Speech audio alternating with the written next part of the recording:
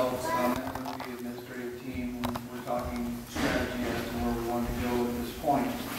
And what we found out was there was a lot of questions and not a lot of answers. And so we felt that it was necessary to get together and try and listen, as the board, listen to some of the questions, concerns, and where we're at in the Chinese immersion. And we also have an executive session that we're going to be going into a little bit later once we discuss this. Now, officially, in the special meeting, there can or can't be community input. Officially, there isn't really, but there is going to be. Okay, we're going to, first of all, we're going to listen to the staff because I think it's important to hear the issues that the staff are going to be faced with in trying to implement this program. And so, at any point, if the board has questions for one of the staff members, then we will stop and try to work through that. I know that some of the people that are here are very passionate about the Chinese immersion, and that's awesome. So that's not a question. We know as parents want this to happen, okay? That's not a question. We understand that. We know that it's a good program. We've already established those two things. But what we really don't know is how we're going to implement this into our school day. And it creates a lot of questions and way more issues than I think that maybe some of us maybe realize. So I think at this time I'm actually going to call on Karen Orfla, and she's would like to address the board and the community as to some of the issues that they're going to be facing in trying to implement this. Karen? There are two teachers, first of all, and I think it's a great opportunity that we've received the TCLP, the Teachers of Critical Languages grant. And that being said, we visited schools, we looked at the models that they have, there's immersion, and then some just have cultural opportunities. And our grant was written for immersion, so there would actually be teaching complete Chinese within the classes. We did visit a school in Seattle, and most recently, and the recommendation was made for us with two teachers that we could actually have 50-50. So we could have 50% kindergarten English and then Mandarin, and then 50% first grade English and Mandarin, and then we could flip. That being said, we still don't know logistics as far as facilities. These would all have to be things that would be worked out.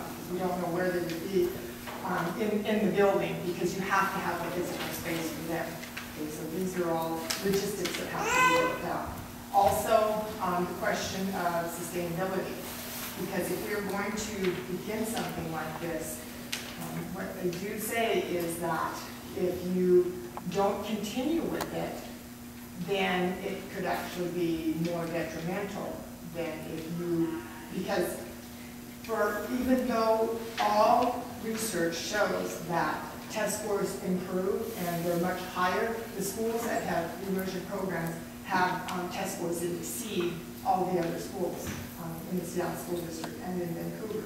However, that's because they continue with the program, because you do lose a little bit right at first.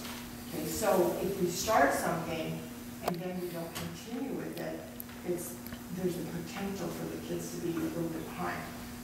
That being said, it's a great opportunity. There are just some logistics, quite a few that do need to be worked out. And again, the implementation of that program is really good.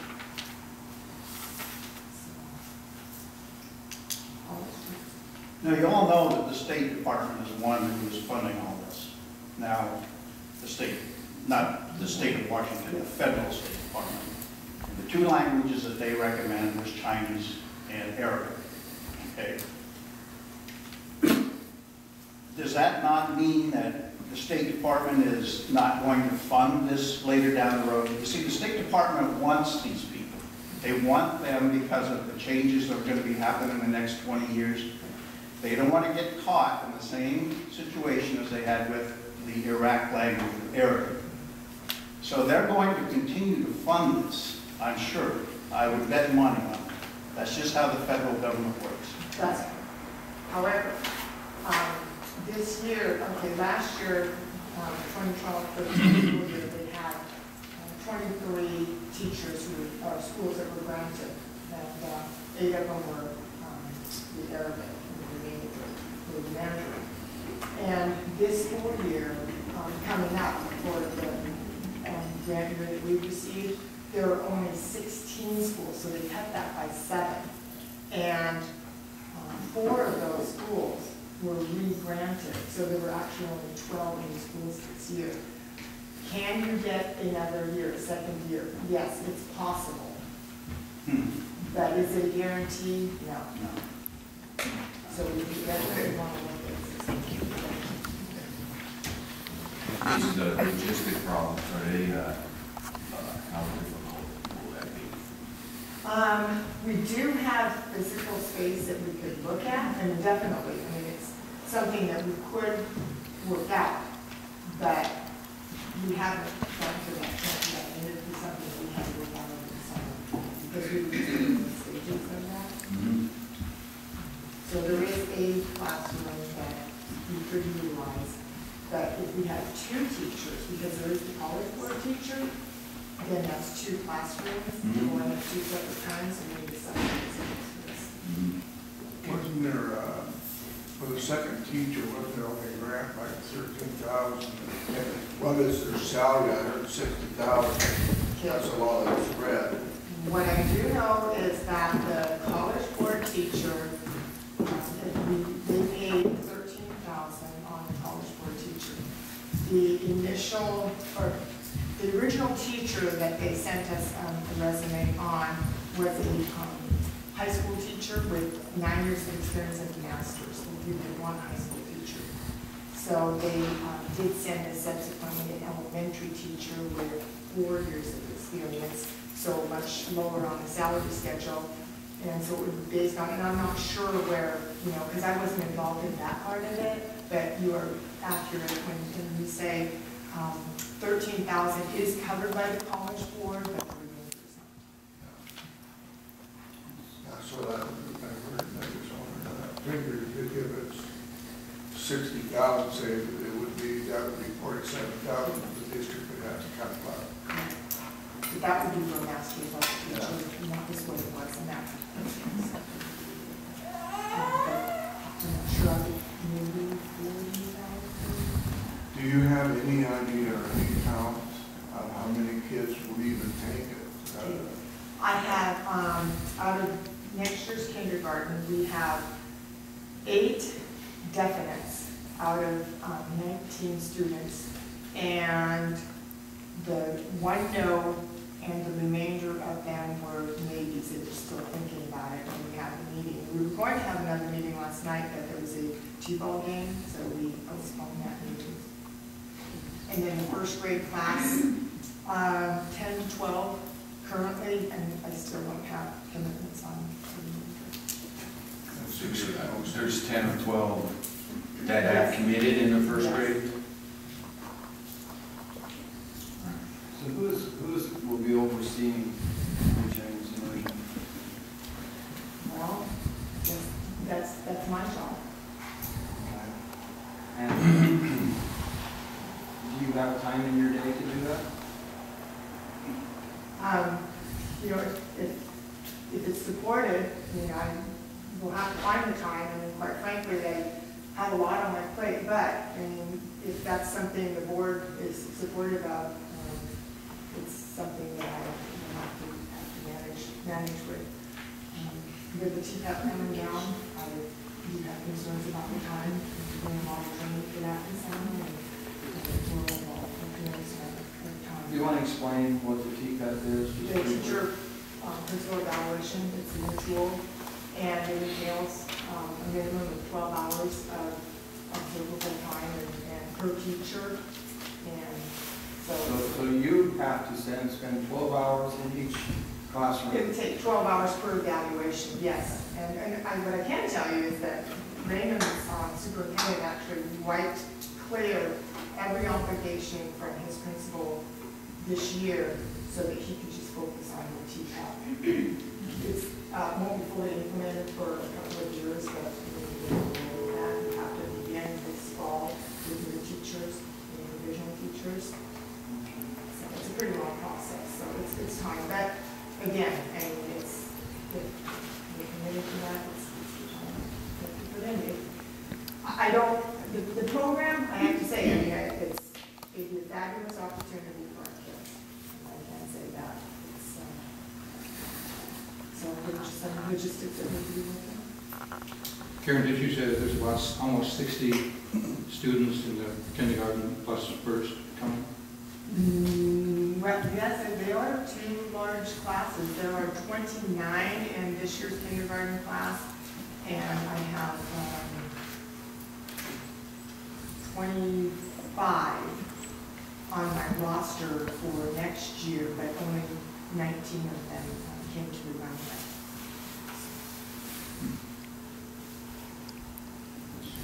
So that is going to be 50-50, correct, is how that's going to be Yes. set up? And what we looked at was in math and science, modeling for the Mandarin, because math is universal and science is hands-on. And then the reading, social studies would take place in the English class. So what does that look like in the fact that our school day, the morning portion of the school day is much longer than the afternoon? That's another thing that we have to work out. It's a scheduling issue because you have a longer period of time in the morning and then you have prep times in the afternoon. So you have another 50 minutes taken out and it's already reduced by 15 minutes. The morning is 3 hours and 15 minutes and the afternoon is only 3 hours. And then you take 50 more minutes out of that in the afternoon. So classes obviously would have to be shifted and then that would impact teachers, and then there is a requirement for both programs to have prep times so that the teachers have a mentor teacher to work with. So we do have to build that into the schedule as well. Okay, so if you're going to implement this 50-50, I'm trying to see a picture of how that works then and how it doesn't affect the whole grade school. If you're going to have to reschedule some stuff, such as how do you work the lunch program? If you're going to have to split this day in a different time to have equal amount of time, I mean, does it impact anything else within the grade school? I don't think it would necessarily impact the lunchtime. We could work around that, but what it would impact is what time teachers would be teaching their classes. And then you do have support programs, so you have title, you have SPED services. And the reason for that is all kids are going to have to be with the English teacher at one point. So while you might have 10 or 12, 15 going to the Immersion program, they have to go back to the English teacher when the English teacher has them off. What bothers me is if we can do another year or continuous, we're really hurting the kids by doing it just 1 year. And there's no guarantee that we're going to get funding next year or the year after or whatever. So that would add extra finance on the district to have to come up. There's no state funding for it, so we're just strictly on our own. Right. We have to finance it ourselves, so that's what bothers me. If we knew that there was money there, I would be more willing to say, okay, I'll just go. But when you don't know what you got, I'm a little hesitant to start it before we know everything that we need to do, like rooms and everybody committed. And it's hard to get everybody to commit when you don't know yourself who's going to be. And I can't see how we could have 2 teachers that, you know. There's no guarantee, and not only that, what we also have to look at is the next year. Say we took the TCLP teacher this year. We do need to have a teacher next year. We just need to have 1.5 at least, if not 2, because you would be adding the next grade. So you have is going through the second now. Because the plan was to grow And the it says, program. even like with the second teachers, they don't even fund it next year, so we have the whole amount to pay their salary. If you kept her, same money, goes to get $13,000 a year for the second teacher. We may get it this year, but we may not get it next year. And so that's why it's a big commitment.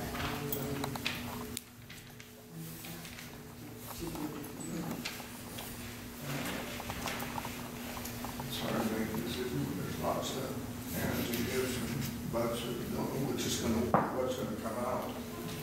And the way the economy and whether Congress is doing a lot of the funding, they're cutting funding over the sequence, or, so it could affect us down, they may not have any money for grants next year, you never know. It is good, I mean, there's no, research shows that there, it definitely, increases, brain activity, and it's definitely, if it's something that were possible, it would be great, but. One thing like Seattle and Longview and all that, school districts are such big districts, they can absorb it, just let their kids they go, without having to worry about funding for it. They don't need no grants, they apply it for them, but they wouldn't necessarily, they can still carry it with that many kids. I know especially Seattle, they got 45,000 kids in the student districts. Karen, what about the impact on ESD programs? How will that be dealt with? Okay, that, I couldn't tell you right now, Bobby, but what I do know is that schools that we visited, and that question was asked, and they do have special education students in their programs, and it didn't seem to impact them one way or the other. They actually indicated that it helped those students. For whatever reason, they were more focused with that. And that doesn't discount the fact that the students would have IEPs and they do need to be served. Okay, but now, isn't a particular student that needs special help, aren't they dealt with one-on-one? It depends. Okay, I mean, isn't that a No, possibility? that would be more, anymore. We provide services, we like to, they're integrated, and so they work with them in their classrooms. And then there is a little bit of pull-out, but we don't do nearly the amount of pull-out that they used to do. I was just trying to figure out how that was going to work into it also. But the staffing definitely, having 4 different classes going on now, it would impact how those kids would be served, because now rather than just 2 classes that you would go to, you would have that number of staff and have to divide it amongst maybe 4 different classes, because you have English, English, and so that's a good question. It's just something that we have to work through. Any other questions for Karen? Karen, didn't John pretty much indicate that he thought that the budget would be sufficient to cover this for the, not only for this coming year, but for the next year? Sorry. I was hoping you were going to be here tonight. It is an important thing, but your job for that. I wasn't involved in it. Yeah. Karen, would the teacher, would we have to carry health insurance and stuff, pay that too? Besides, if their salaries are paid, but does that cover their health insurance? We have to do that. I think they have their own. The TCLP is 100% covered. They actually receive, that's why they flew me out to Washington DC. They went over the logistics for that particular teacher, and they will pay her an $1,800 a month living stipend, plus whatever the price of housing is. So they want, leases, and they do a comparison, and then they pay based on what the rate, average rate of housing is in the area. So they are completely paid for. Could we get by with just one teacher, one that's fully funded? With the numbers, that's kind of what I was thinking, that would work 50-50, because that teacher is paid for, and then perhaps we could do the math and the science and 2 hours a day, because the TCLP teacher can only work 20 hours a week in teaching in the classroom. That excludes recess coverage, lunchroom duty, doing other cultural opportunities, being out in the community, that it can only have 20 hours of teaching a week. That is it. So that would mean 2 hours per class, which you could do a 15-minute science, 15-minute math, for the additional 20 minutes on math, 2 hours each. Do you know when the teachers were scheduled to be here? I only know about the TCLP teacher, and the TCLP teacher is expected to be coming on the 6th. Mrs. Rance, I received an email today, yes, today, that said they had made her train reservation to fly out. She flies out at the end of July to go for training or to pick up. Have arrangements been made for her to a place to live? We've had people offer, but no, there hasn't been, but there has to be, because there has to be, to be honest, the housing plan has to be set out on Monday. Which is, Is that pretty involved? I mean, is that doable? we've had people offer, But I mean, isn't the plan by Monday? I'm sure it's just a matter of letting them know where they're living, what the cost would be. To be honest, Bobby, I was up at the ESD today and I didn't have time to look at it, but I know Mrs. Lance is going to receive those emails as well. But it's something I'm excited about that. Okay.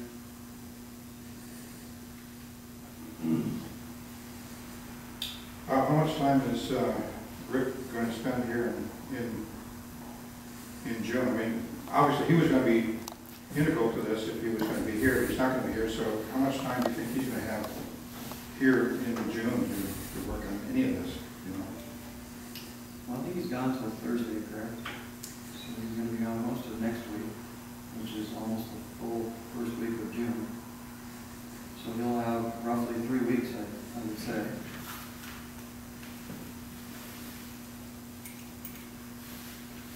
And so, you know, I think there's a lot of details to take care of in that 3 weeks.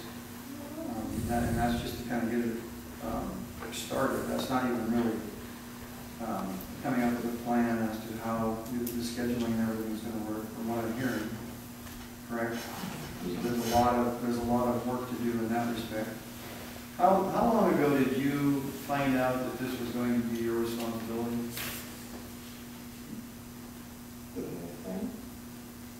Yeah, did you go to Washington, D.C. recently? Yes, that was,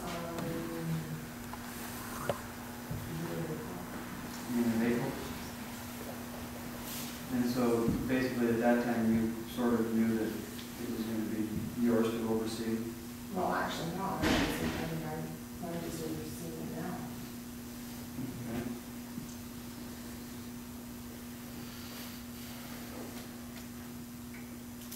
Okay. Okay, anything else for Karen from the board? All right, I guess if we have any other questions that pop up, we can ask you. Lisa? Just a couple of things. I think one thing that surprised me is my original understanding, and maybe it's just a one-word difference here, that I thought that having a hosting agency was paying all but $13,000, but I think it's only $13,000. So That's how I heard it too. yeah, that took me a little bit when I'm thinking of, costs and moving forward, it's hard to predict the future with enrollment. The enrollment patterns here, as a whole have been on the decline, and, when you commit to something, you want to commit full force to make it work going forward into the future, and, you just don't know what that brings. So, just kind of take an example, not that I think it's a bad program, I don't think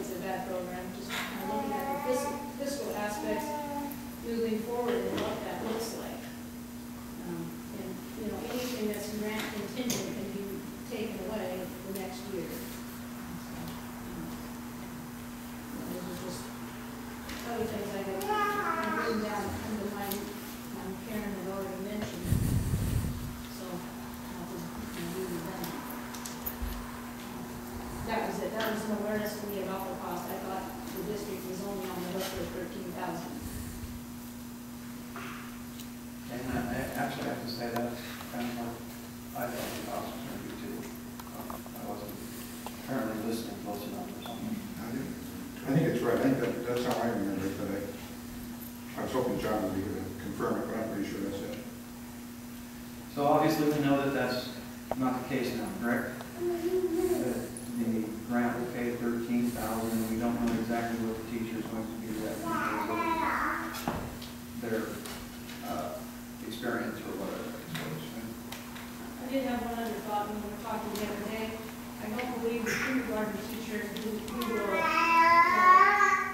take this program forward, the district teacher has been hired either. That's true. So, I guess that adds a little bit of a wrinkle to the hiring process as far as the English speaking kindergarten teachers, is that right? Because we have to hire a new kindergarten teacher. Now, will that teacher be considered a full-time teacher, or how will that be? Yes.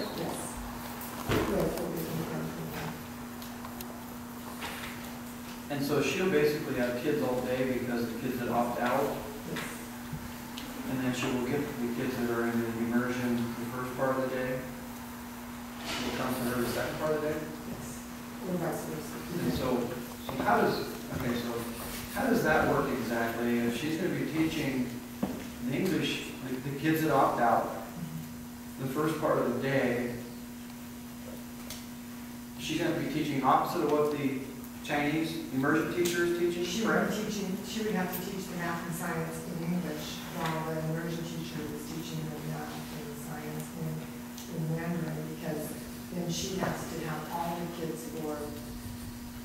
Wait a minute now. So the kids that she has that opt out of it. Right.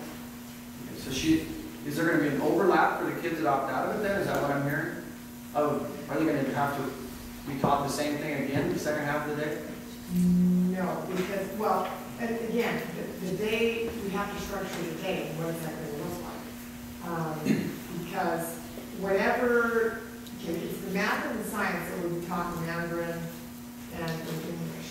Okay. You know, for those who opt out, they will have it, you know, say in the morning with the English teacher, the ones that opt out, and then the other kids who are in the program at the same time, simultaneously, will be receiving that instruction in Mandarin. So then, if that were to last, just say, you know, for the purposes of not being so complex, what if that went until lunchtime? Then they would go to lunch, and then all the kids would go to the kindergarten room for their reading and social studies instruction or literacy. Okay? And then if we just had the one teacher, then you would have the first grade do the same thing, it would be a flip. Okay? So the Mandarin teacher would teach math and science in Mandarin. But it's not that easy, Bobby, because the day isn't divided equally, so it wouldn't necessarily look like that. But if you could say the same number of hours in the morning as in the afternoon, then you could say, yes, and then in the afternoon, if you schedule the same at first grade, math and science, and then you flip. So you're basically saying we'd have to have 2 teachers for kindergarten and first grade. Right. Now, how would you say the people that decide that they don't want to take the Mandarin, okay, so you're gonna have them kids, teacher's gonna have all day, where you're gonna have a separate room someplace for a couple of rooms Right, right. to make this program even work. Yes, you have to. Yeah. Are there going to be kindergarten students that come in that speak Spanish only? How much of a challenge is that then already? The recommendation is not to have bilingual students or students who do not have English as a first language, and I imagine just any language down, because it's already complex for them learning the second language. So, say for the purposes of our school, we have Hispanic children who are coming in who do not speak any English. Okay, they're already being immersed in an English program. Well, you can't put them in the Mandarin program, and So- that's coming from all schools. So in effect, the kids that come in and speak only Spanish are sort of going to be in English learning, They would have to be in the English immersion, correct? sort of, Yes, in a sense. that's what it is. Anything else, Lisa? I think she stole my thunder. I just, same stuff, right, there's no point in me saying it too. There's just a lot of logistics in a relatively short amount of time, I guess.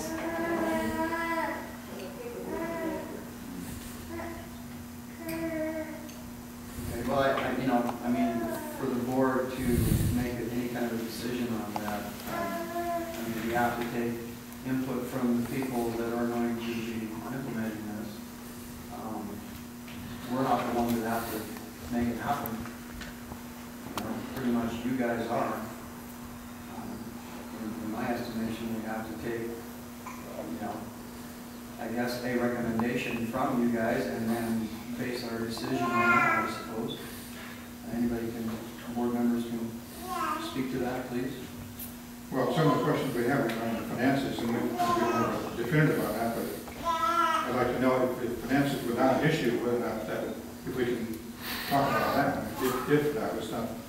I understood it from John, it wasn't an issue, but for the sake of argument, let's say it's not an issue, then I'd like to hear what Gilbert would say. If you were saying that if it was not an issue, financing, then it might be more inclined.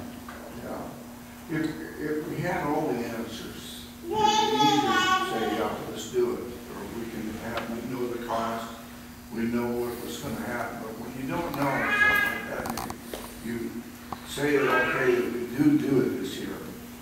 Okay, next year they say, well, there's no grant. What are you going to do then? You're going to have to drop it because you can't afford to keep it going. The reserve is not going to keep climbing that fast. And right now, like when the state hasn't decided how much funding the schools are, hard knows what's going to happen on the state funding. So I'm really worried about starting something that I don't know where we're going with it. I guess my biggest quandary here right now is the first time this was presented to the board was over a year ago now.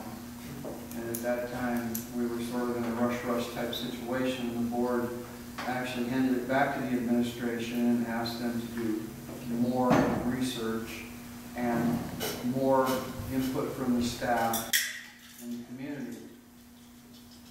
So it's puzzling to me that we're at this point right now when we have teachers coming and we know little of nothing about this. This is the problem that I have right now. The staff doesn't really know how this is supposed to happen exactly. I think they have, as educators, they have somewhat of an idea. But it's my estimation that the ball has been dropped here on a direct directive, and it hasn't happened. And now we're at this position where we are somewhat committed to a degree, and we have no more answers than we had a year and however long ago it was. So that's a bit of an issue for me. Now, is it the board's fault? I suppose we can take the blame for it. But we're not the ones that implement this stuff. We only give directives and vote on different items that are presented to us. So it puts the board in a real situation right now, and I hope everybody here understands this, that it makes no sense to start something that you're not ready for. If you're not ready for it, you can't truly do the job justice. You can't really do the kids that are going to be involved in this justice, in my opinion. That's just one person's opinion. It's easy, I suppose, to maybe sit on the outside and say this is a great thing, and it is a great thing. But if you're not ready to put it into practice, it's not a very great thing. And that's the problem that we have right now. I don't see that it would be a bit different if Rick was here. I don't think we'd be at any different point right now because he's been here up to this point. We have a lot of issues to try and take care of and not a lot of answers. It puts the remaining admin team in a real disadvantage and almost a setup for failure. So this is why I thought it was extremely important to have the staff talk to the board, bring, hopefully the community would come in and understand the difficulty that we are in right now to try and make this happen. So, yes? I'm just wondering, when are you going to start the process to hire a new superintendent? Soon.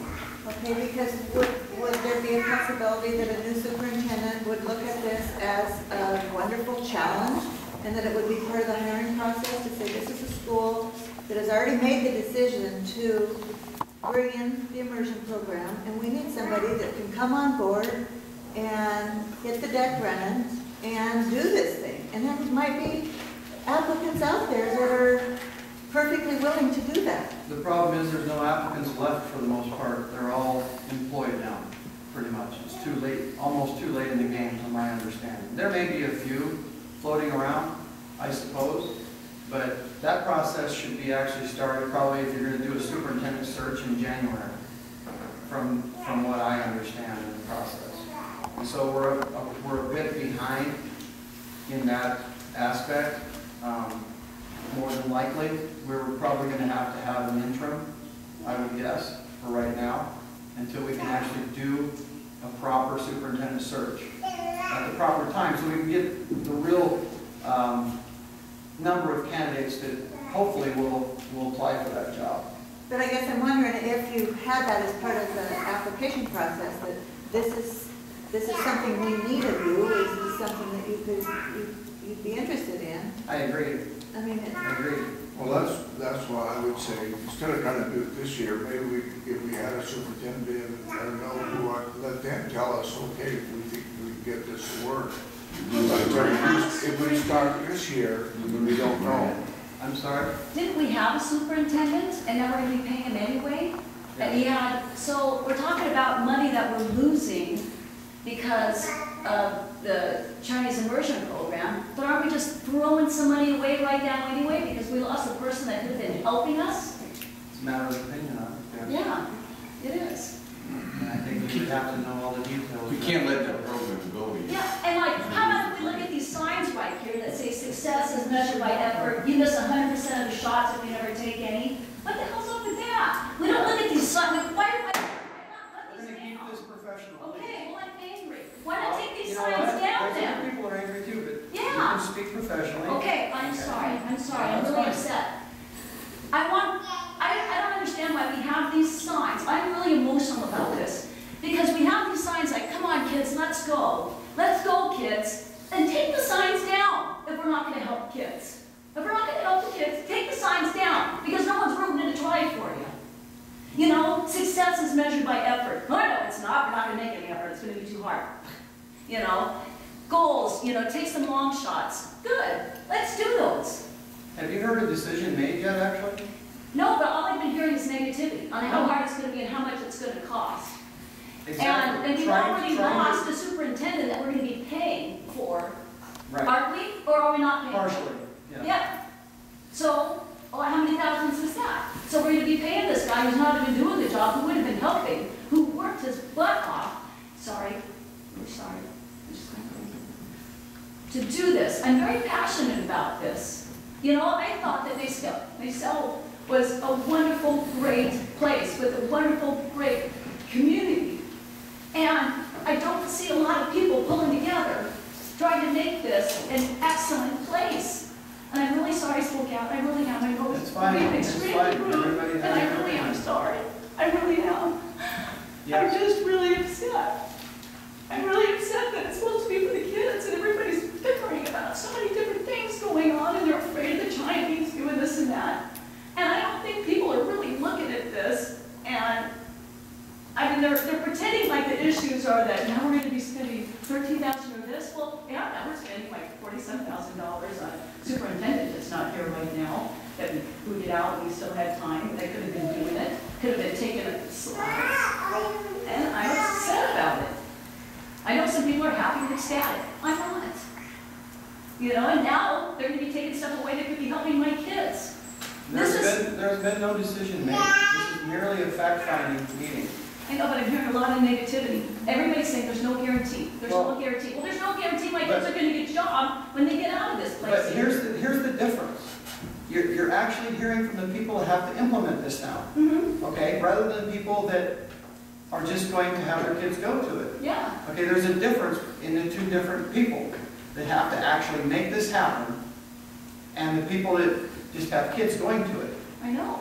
Okay? And so you're hearing the issues that our staff has to deal with. Fear. I'm hearing fear. No, I don't think it's fear. I don't think any one of these two administrators here have really fear about educating kids.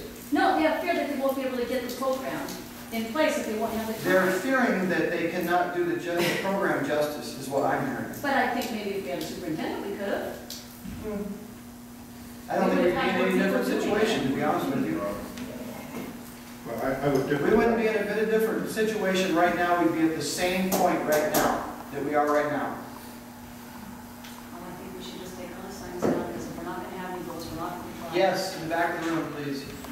I'm Nicole, I'm the teacher here, and I taught kindergarten for next year.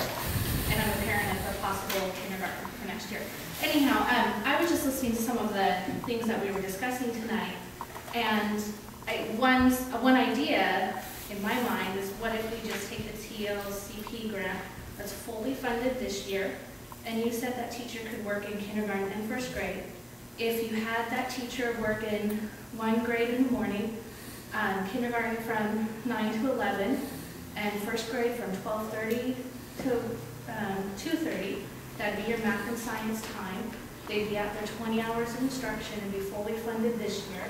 And hopefully, if you were committing to the program, you could do that again next year with the potential of paying for it all ourselves. But that way, we wouldn't have as big of a risk of the two. It would affect the program less. And you would only need one classroom, which I believe we have available, or could have available, because it would be used in the morning and in the afternoon. That would just be my suggestion as one potential way to solve some of the problems that you're facing and not taking such a big financial risk. Okay, thank you. I like that. Yes. Can any of the parents help with some of the administrative burden? And I, for one, would be more than happy to volunteer writing reports, tracking something. I mean, on a totally unpaid basis, if it would make a difference in making the program successful. I can entirely see where you guys are coming from. You don't want to start something that, you know, when you're, you know, pull 50 different ways to Christmas in terms of other responsibilities to the rest of the school. I completely understand that.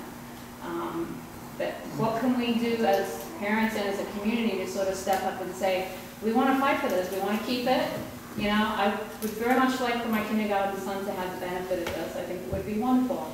You know, I'm willing to step up and spend some hours per week to assist for free.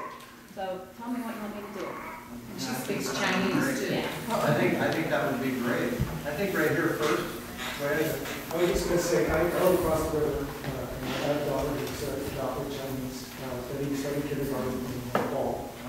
We're very interested in the program. I know it wasn't mentioned that people from other areas. She has a daughter that's not Chinese, but is it there to grow her daughter? We know several other people from across the river that are interested. I don't think they were included. As well, they don't think they were included in the discussions. I want to at least mention that there are other ones out there.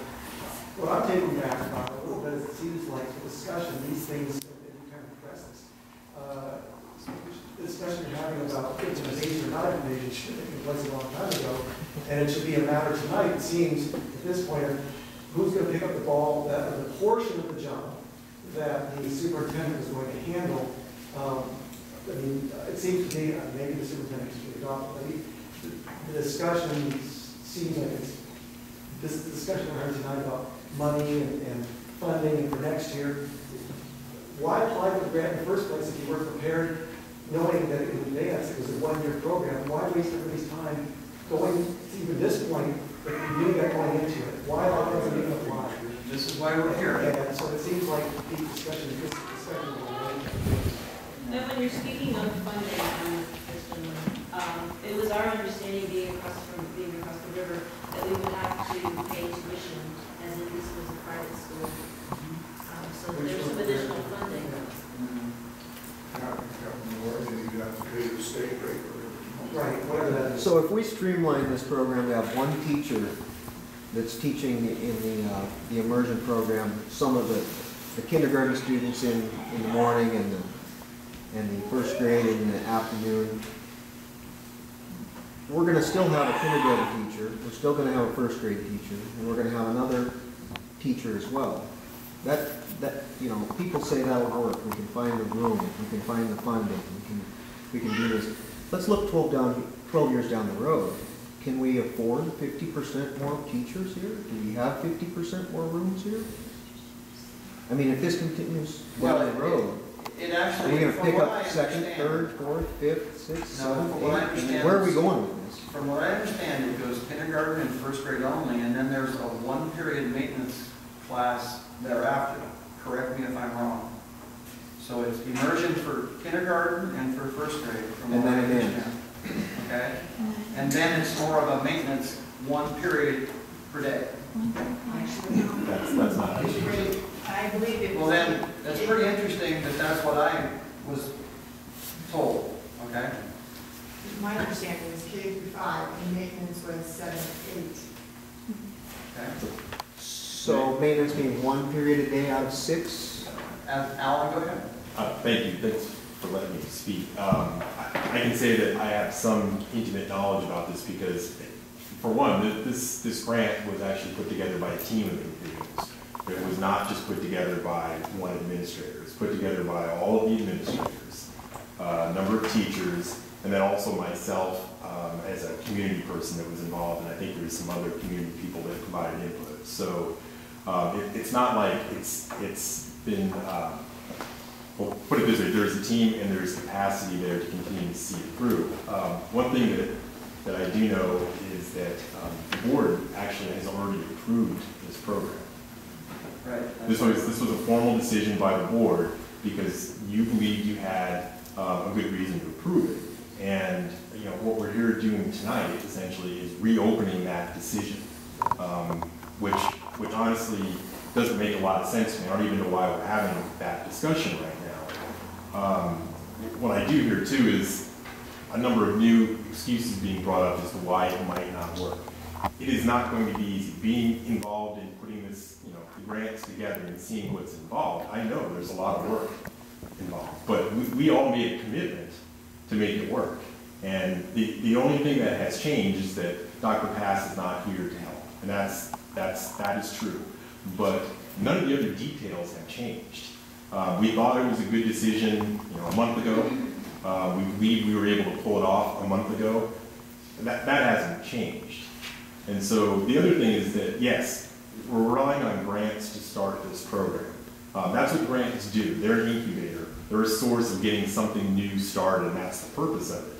I think there's a full expectation that we are going to be able to derive other ways of funding this program, that it will be, in some ways, self-sufficient. And actually, I think may even prove to be a very successful program for adding revenue and students to our school. Probably one of the #1 things facing our district, the success of our district, is numbers of kids. And so far, I haven't heard of a single other idea put forward that really addresses that. We're all having as many kids as we can around here. We're all sending them, trying to send them here. We need to do something else that's innovative to start drawing more students here. And I have heard about folks from the other side of the river that are interested in coming to this school because of this program. That's mind-boggling to me. Nothing else is going to draw people to NACEL. It's not going to be jobs. It's going to be innovation like this. So the other thing is that, when it comes to funding for the second teacher, what I understand is that we were expecting it was going to cost $25,000 to $30,000 from our budget to cover that second teacher. We don't know the details because we have to find out what level the teacher is coming in at. from what I understand about the school's budget, there were ample funds there to pay for that. And that's in part because of another innovative program that this school started, which is the CDA program. The other thing too is that it is very, very clear that this was not supposed to be a 2-year program or just to deal with kindergartners and first graders. This was to be built out as capacity was developed and the need was shown that this was something that really did benefit our students to be built out so that it'd be there in place for kids up to 5th grade. That's what the recommendation of the other programs or the implementers have made about how to build these programs out. And then after that point, it became more of an elective process. And that's been very clear from day one. It's unfortunate that that kind of communication hasn't transpired amongst everybody involved, and maybe that's one failing that we've had. And that's one thing that I think we should probably work on.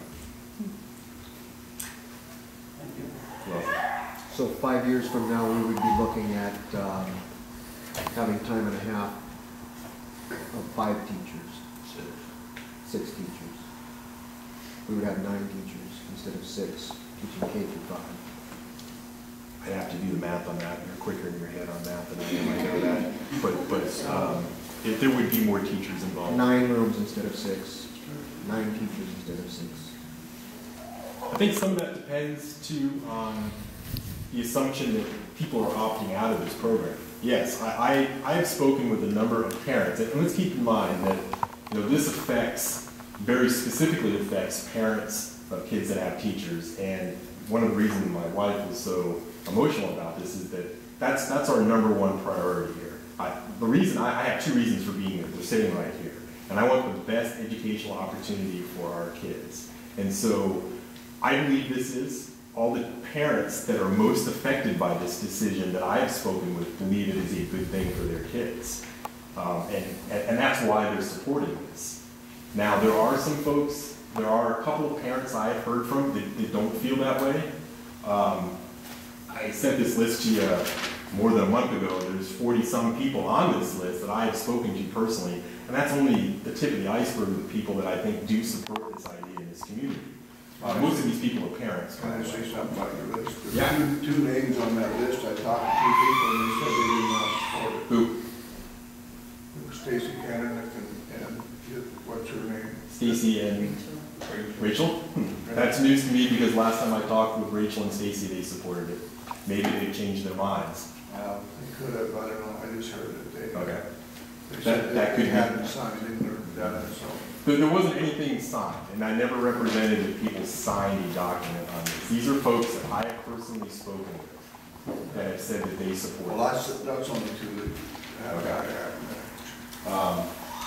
There's another point there, which is that, so we're assuming that people are opting out. I think it's an underestimation of how many people we expect to opt out. I think as the program becomes available, and as more people learn about it, because we haven't done the kind of outreach that we probably should be with new parent or new incoming student parents, I think you're going to see that there's going to be a lot more demand for it. And probably our biggest problem might be having enough teachers to serve people that really want this program. And isn't that a good problem? Mm-hmm. I mean, it's the problem that we need. We need to have kids that want to go to this school, parents that want to send their kids here, so that we can continue to build our school. And this is the best thing I've seen for doing that. Yes. Our kids go to this school, our grandkids, and now our great-grandkids, and I see they didn't have this stuff, and they got along fine in this world without all that money. And I think when you're talking money, it's just not coming out of the thin air, it's coming out of our pockets. And I don't like the federal government overstepping the state and our school district with their education things. If they want to teach people how to talk Chinese and go to China or Afghanistan, I think they can do that in college. I don't think they need to put the grade school. It's too hard for kids to learn English and writing and arithmetic without all that garbage. Okay, let me get to the people that have signed up here, allow them to speak, and then if you'd like to raise your hand. Deanna? I have came prepared to say a bunch of other things, so my head is a little bit discombobulated. I can say that I'm glad I'm not on the board anymore, because you guys definitely have an issue to deal with here. I understand the logistics as being a problem, and how the administration is going to have a real challenge to figure out how to implement this program if you guys choose to keep doing it. But I still feel that it's important for the board and the administration to try their hardest to figure out how to make it work. One, because you have a group of people that have really bought into this, and they're parents of young kids. Now, this program doesn't affect me. My kid's out in 2 years. I mean, I could be really crass and say I don't really care. I really kind of wish that you had offered it to the high school, because I know my daughter would have loved to have learned this language. But it doesn't affect us. What does affect me, though, is the reputation that this school has and that we have built for the past few years to kind of work together as a community and give the best education in this area, which I believe NACEL does. I think we do it better than Long Beach. I think we do it better than Astoria, no offense, Astoria people. We do it better than South Bend, Raymond. But this is a lot of egg on the face of the administration and the board. And I'm not pointing fingers, I'm not blaming anybody, but I do say that the base of the problem is the lack of communication. And you know, it goes both ways. I mean, it goes from the top down to the bottom. And that is the issue I think you guys really need to look at, is how are we communicating? Like Alan had said, you know, the ball was kind of dropped with getting the information out about this program, but the contract has been approved. I think that people's fear of bringing this language into the community is a difficult one for me to kind of stomach. I think that the world has changed in the last 50 years. It would be interesting to go back during World War II and see if people wanted to stop teaching German because of World War II. It's just, for me, that's not a valid reason. I think it is a borderline racist, and it makes me sad that I'm hearing that from people that I care about and love in this community. But you know, the last meeting that you guys had, my heart just dropped hearing people make comments about that. I just think that's a scary road to go down. So, I'm going to tie it up. My encouragement is that you guys work on finding a way of making this work. If you've got parents that are willing to volunteer and help out, use them. Reach out to the community and see who wants to help and get this thing done. If you have to scale back a little bit, fine, scale back a little bit. Sue Holt, excellent. Is she here? Excellent, excellent recommendation. And those are some of the people that you really need to talk to, because I remember sitting up there and going, oh my gosh, I'm falling out of my seat. I don't know how to do this. I'm not a teacher. What am I doing in this seat? I get it. I know you guys are in a tough situation. Talk to those people. Find out what suggestions they can make, so that if you can alter the contract a little bit, so it's not 2 teachers right away, but the one, do it, but just get it done. And don't let fear stop you from moving forward. I don't think we're going to walk around and have NACEL become a communist red town just because we're bringing Chinese into the school. It's going to make our kids' brains and synapses open and connect, and it'll give them opportunities that we've never had before. So I'm all for it. I say go for it. Figure out how to do it. The one thing I'm most concerned about, probably this whole thing, is if we go ahead with this program, how's this community going to teach their, what's the word I'm looking for, treat this teacher that's running? How is this community going to treat her? I think the community is going to treat her really well, honestly. I don't think they will. No, I think we've heard from a vocal minority that has some issues with people from other cultures, but I moved to NACEL by choice because I knew a lot of people this. And Well, I moved here because I thought there was a lot of good people, and there's sure a small vocal group around that just seems to want to destroy the school. That's all I can Yep. say. And I'm not going to be bullied by a small vocal group of people that think that way. I'm just not. I see that there are a lot of good people here, and I think they're going to treat them well. I lived in the Seattle area for a long time, and a lot of diversity that my children were exposed to when we lived there. And I think that's one of the greatest failings of NISA, is a lack of diversity.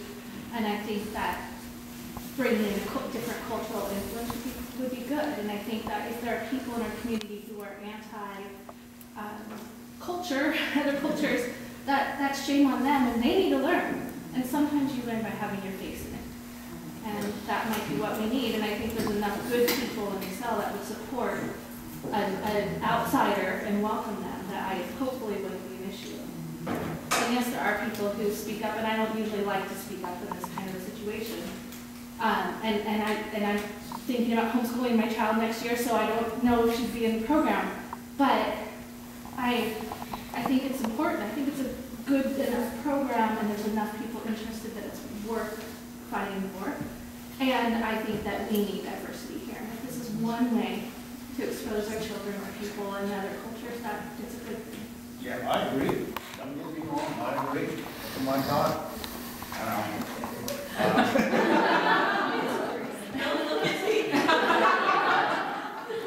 I just find this community is very racist. I really do. And I'm very concerned about, what they will do to this teacher and how they will do it. I think the teacher's going to be a rock star in the community. I think there's going to be a lot of people that are going to gravitate to this teacher. Randy,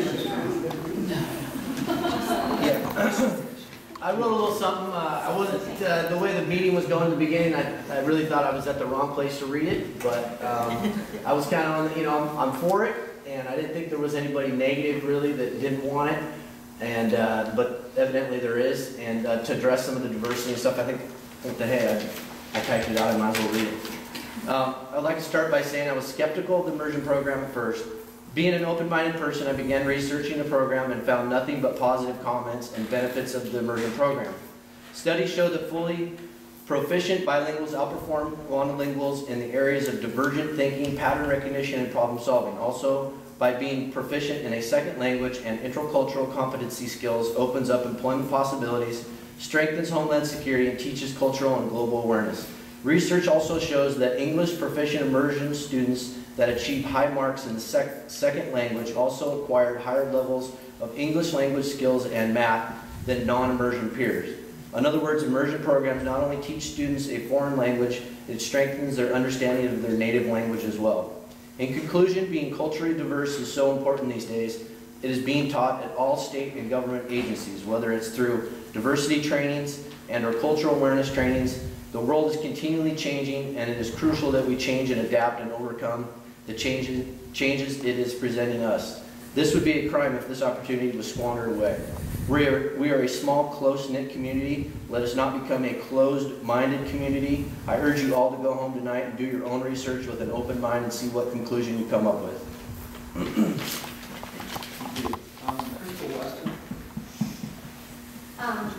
I came over here from Astoria today. I was hoping to send my daughter here next year for kindergarten and my son 2 years later. And I see this as a great opportunity.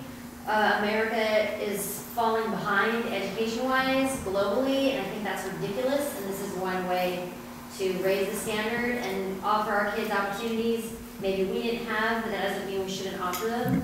And there hasn't been that much outreach on the Oregon side of the river, and I'd be willing to help do outreach, and I really think there's a lot more pent-up demand for quality education that people would be willing to send their kids here, and that would bring up enrollment. And I also work as a resource development director for a nonprofit down in Seaside, so I am kind of confused as to why these issues weren't expressly discussed. I know my understanding is only 20 people got this grant, or one of them across the country, so I feel like how did we, or you, get this grant if it wasn't pitched in a way that made it sound like it could be implemented? So that's kind of alarming to me because I thought it was a go. But I'm definitely willing to volunteer and help implement the grant if that's what it takes, because there's definitely only one shot. You can't apply for a grant, like drop the ball, offend the funder, and try and get it back. Like, I know that much from my own work, maybe in a different area, but like, it's pretty much now or never. Like, even if you drop half the grant, and you know, and I know there's some talk about like kind of the risk issue, you know, are they gonna renew the grant? Funders can't really say they're gonna renew the grant for certainty, but like dropping the grant pretty much guarantees the grant's not gonna be there even 1 year. So, and if you do a good job implementing it, then like, and I'm willing to help do a good job implementing it, if that's what is needed here. But like, you know, if you do a stellar job, then you're more likely to get that funding the next time. You're more likely to get that increased enrollment. And I mean, one way to get rid of the risk of, you know, get rid of that uncertainty is to just totally drop the ball, I guess. But I view this as an awesome opportunity. Like, my husband works at the Port of Astoria. He just went to China not that long ago for a business meeting. And I'm pretty sure he would have had some really glorious advantages that could have brought more business to this area if they'd been able to speak Chinese instead of relying on interpreters and having their business cards only with English. You know, you're supposed to have it on both sides. Not to talk any bad about the port, but I mean, like, you know, people would have, like, it's not just, like, pointless. I mean, we're right here on the Pacific Rim, like, right on the other side of the ocean. Being able to converse and do business could really bring a lot more jobs to this area. There's the fact that I want my kids to be intelligent, be able to get into a good college and be able to have those opportunities and have that mental development happen. And like, I don't know Chinese, but that doesn't mean I don't want my kids to be able to have opportunities I didn't have. So that's my 2 cents. But like, you know, come see me, I have business cards. Weren't you concerned about the cost that's going to be to the school? I think there is a concern there, yes. Yeah. I think you need to keep that in your top half. That's what it's going to cost. Well, I think the unsure part is, I guess, down the road. And, you know, now I'm hearing Well, the president is cutting everything he can. I think I'm hearing as many as maybe 9 teachers at some point. Is that right, Alan? Pardon? Like I said, I couldn't do the math as fast. 6? Okay, and In the time and a half what you should have anyway. and so, If there's gonna be 6, it'd have to be 9 for the immersion. anything from the board now, any questions on that? Well, you know, one of the decisions that we made, because we did pass this, was just because of the obvious amount of trade that exists now and is going to be even expanding with China. So it was that was a major rationale for. And it wasn't just a diversity thing; it was a business thing as well. It was important. I have a son who goes to China quite a bit, and it would have been nice if he had this kind of a program. But he makes do. But it's going to be even more business with them. And I mean, right now, what is it? Most of the logs are going to China. I mean, there's a lot of Chinese people coming here now, and it's going to be more. But anyway, I just think that we did make that decision, like you said, Stephen, and I think that's important. It's pretty obvious that we wouldn't. I don't know if we'd be having this discussion if Rick was going to. If we didn't have the situation with Rick leaving, I think we would have. That decision would have been made. We would have moved on and debated other things. But so I do think there's a difference that Rick is not here to follow through on it. But I think we can handle this, and like you said, we can take the risks. It's a risk matter. Only other thing is we can have an immersion program whether we get a grant or not. In fact, I wouldn't suggest taking a program at all. If we say, well, if we don't get the grant, we don't do the program. I mean, a grant is not a reason to do or not do a program, because that's just a temporary thing anyway. And for that matter, I don't even like the idea. And almost wish there weren't any grants, because then we could just debate things straightforward. It's really worth it. And that's how I look at this, but there's a obvious interest. And then the other thing is, it would be nice to make this into more of a magnet school. The fact that we don't even have good communication now, we already have people from Astoria here saying they want to come. I mean, that's pretty impressive. Now, if we actually improve the communication, we might get a lot more people here that haven't heard about it. And we can put up a lot of flyers. I mean. Well, the only thing is, people that from Astoria, you realize you have to pay whatever the state. Yeah. We know that. Whether it's 7,500 or 6,700, whatever it is. The private. But I want to say one thing. My son is in China right now working. And in China, they teach all the kids in there English. So he gets along fine. He don't have no trouble. He goes everywhere around town. He says only in the 4 places that people don't speak English, but most of them. But they're ahead of the game and they're teaching this like the Mexican people that speak English too. So, you know, all the schools in Mexico are teaching English, you know, so they can come into our country and work and do different things, you know. It goes both ways. But the big thing is that I've been listening to all you guys, and, you know, communication is #1. But I've been here at some of these other meetings, and I've heard some of the figures that you guys were working off of that were given to you, and now it don't seem like they're correct. You know, because I'm sure that the 13,000 was what our part was, what came across at a meeting back. And then when this first all came about, it was all supposed to be funded. Then we found out, then we dropped it, then we picked it back up, and they went over there, you know. So there's been a lot of miscommunication all through this whole process. But yeah, the private school in Astoria closed, so there's demand, in my opinion. Like, I would think, well, I don't want to offend my whole community, but I mean, there's demand, like with paying. Like people want the best for their kids. There's a good bit of move over here.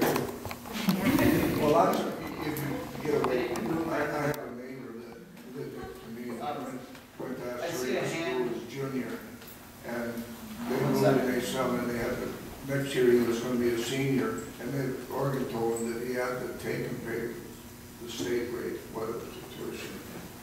And so that's what he did, had to do. He moved back to in Oregon, so he didn't have to. Go ahead. Okay, I just want to say, first off, I'm kind of confused as to why we're even having the meeting here tonight, because I thought this was already a decision that had been made. And so now, I guess, what I'm hearing is that, is the purpose of this meeting because you're not sure how it's going to be implemented? So the purpose isn't to decide whether you're going to do it or not, is that correct? You've already had that decision. We needed the staff to inform the board as to if it was feasible to implement this, yes. Okay, but the decision's been made to have the program. Now we need to figure out how we're going to implement it. And so I'm just kind of seeing this as a situation where we need to talk about how are we going to make this work. And Well, so I guess I'm kind of that, confused as to what is it. I think that there's been a lot of information here tonight that I think probably to most of us here, we didn't have. Because if there's volunteers. Which is a little bit odd, I would say. Wouldn't you think? I think it is. I think it is odd, so I don't know why it got to this point. But I think since the decision has been made, and you've got people saying, well, if there's a problem with help, I'll help, and we could maybe start. Well, I think it's great that there's some parents that are willing to volunteer time to help out and make this happen. This is great. So There aren't maybe anybody here on this board that doesn't think this is a good program. It's the bottom line is, you know, our question, you know, when Art and I met with the administration, was there was more questions than there was answers. And so this has been actually very good to sit here and listen to some of the concerns. And actually, Alan has been, you know, a big help. He's been a part of this, since day one almost, right, Alan? Yes. And so, you know, there's been a lot of good communication here tonight, which I think we all agree is key in this. And I think this is where we have failed in the past. Okay, We and I need to also, make a change in that department, I would say. And that's why we're here, trying to make a change. Sue? I just wanted to say one more thing. I know one concern that I've spoken to a couple other teachers about is that if we do bring it, we already have a large kindergarten going into first grade class. And we may or may not have a larger kindergarten class just with our own ACEL population. And if we bring in students from outside of the district and they're here for the immersion program, they're going to be in the English program for the rest or the majority of the day. And then we're talking about large class sizes. And we also need to consider, as you look at implementing this, how the majority of the English day is going to be supportive of that many students. Because I have been in the classroom with 28 students, and I've been in the classroom with 13 students, and there's a difference in the quality of teacher contact that's given. So that's just my suggestion, is that you also really think about how you're going to support the classroom teachers who have 30 kids in kindergarten because you have 25 ACEL kids and 5 Astoria Long Beach kids. So just consider that, as because I have spoken with the other teachers and they're concerned about that, about when they are the only teacher working with a larger class size. Yeah. 28 you get an 8, is that correct? I don't think there's really a number, but it would be a recommendation that that's the building that's we can do it all go to the English class. Well, I think that, you know, the suggestions that you've had, Sue, are all tremendous suggestions. I think that obviously, you know, we need to have more input from the staff and to try and sit down and work this out. Obviously, it's workable, I think, especially as parents that want to help out. I think with some of the expertise that some of the parents have here can probably be a lot of help to help out and make this happen. And so, you know, it's a possible action item on the agenda. It doesn't mean there has to be anything acted on tonight. But we put it there so that we could actually open it up for discussion and talk about this. And I think that, you know, it's been a good discussion. All right, we've had some emotion. Right? I'm just very passionate, and I'm sorry, everybody, I'm just very passionate about it. No, and hey, And I started to hear some negativity. I appreciate passion, right? That's why we're here. That's why we're here. And I want this to be a great community and a great school where we're all really working to have a progressive and just excellent school that most little towns don't have. You know, this is incredible, this gift we've been given. I can't believe how lucky we are. I don't think there's anyone here that doesn't, you know, want to have the, you know, the best learning experience for the kids in the school. And then I also think it's like a little engine it could. It's like if we think that, well, it's true, because if we think, well, I don't know if we can, or we don't have enough time, and I don't know if this, and I don't know that, it's just, it starts dragging it down. And if we think, you know, I think we can do it. Let's do it. Let's all get together and I think I appreciated Alan's reaction to that. and I am that, so sorry. I got all emotional before that. All right, so anyway, you know, it's kind of up to the board. I would take input as to whether you want to just, you want to act on this. There is no action necessary here. It's already in place. If that's what the board would like to do, there is no action that needs to happen at this point. But I think it would be, it's going to be a challenge. Obviously, it's going to be a challenge, and I think that for the parents that are willing to help out, maybe you can get together and offer that assistance. I think any help that you can give is going to be well received. But it's a big challenge, obviously. Yes. Is there anything to prevent us from, you know, having the help? I mean, is there anything statewide that you can think of that would prevent it? I hope not. Are there any legalities? Prevent what now? Prevent us from having help. Yeah. I wouldn't think so. We've already been volunteering. Yeah. I mean, there are parents that come in and volunteer all the time in the school. Yeah, I wouldn't think there would be any problem with that. Marilyn, there shouldn't be any problem with that, right? they have to go through the background. As long as you're not criminal. I'm chaperone, so I don't know. Okay, well, anything else that anybody would like to say at this point? point, because if there isn't, then we're going to move on. And I think that everybody that wanted to speak got to speak, correct? I see you back there, Lori. Would you like to? Thank you. No problem. Being awfully quiet back there. Yeah, I think everybody that signed up got to speak. I do believe, yes. Because Alan and Lisa both got to speak, and they were at the end of the list. Would you like to speak again? Or? I think we covered it. Okay. Bobby, I want to just say one other thing, if that's all right? Sure. This is basically for the people here in the audience, is that, you know, those 5 gentlemen sitting up there are elected people. And again, speaking from experience, I can tell you that it's far easier as a board member to get phone calls from people who are negative about things, because it's easier to call somebody up in a passion and yell at them versus if you're for something. These guys don't usually hear that. So I want to encourage everybody, even if you're not for it, that's fine. That's why they're here. That's why they put themselves in the middle of it, and you know they can handle it. But I do want to encourage, if you don't call your board members when you're for something, or you appreciate something that they're doing, or you think that the school is doing something fine, or you've got an employee that you really think is outstanding, call them and let them know. They represent the entire community. They don't know everybody. Yeah, it can be intimidating to call a board member, but you know, well, some of them might bite you because I do know them pretty well, but let them know. Let them hear the positive as well. Because it's hard to sit up there, especially when you've got a vocal group that's against something. That's the information they're getting. So to give them a fair shot as well, because they are doing a very difficult, thankless job, give them positive stuff too. They need to hear it. Can I add that when you call, don't just call one board member, call several, because, you know, a lot of people call me and I talk to them, and I'm willing to listen to anybody, whether I agree or disagree. I'll still listen to what you got to say.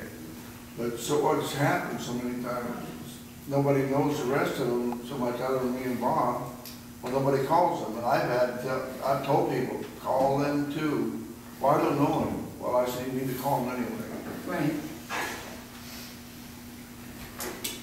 Why kindergarten and first grade? Pardon? Why kindergarten and first grade when these kids are just learning to read and write and their phonics, and then you're going to confuse them with Chinese? I can't understand that. Because that's why, because they're learning to read and write. Because you're racist.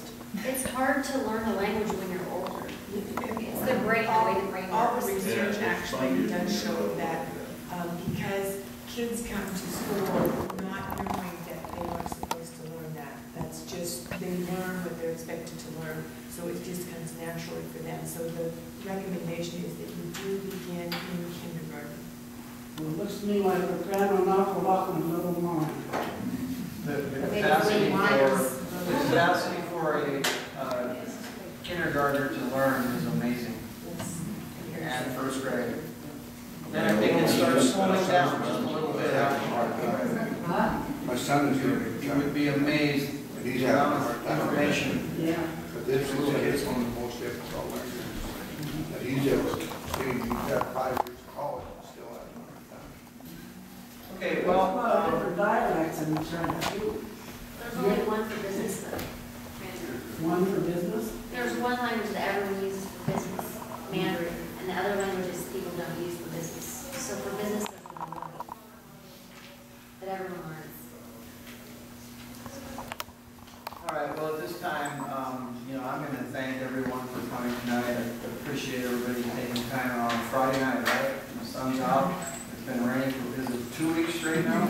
Yep. You know, and spend time here and show your passion and your willingness to help with this program and make it happen.